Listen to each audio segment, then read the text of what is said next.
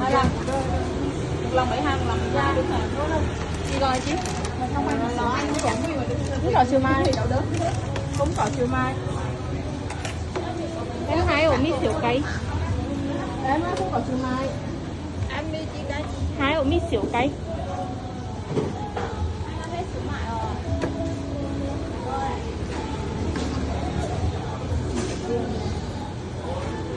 Hai tí.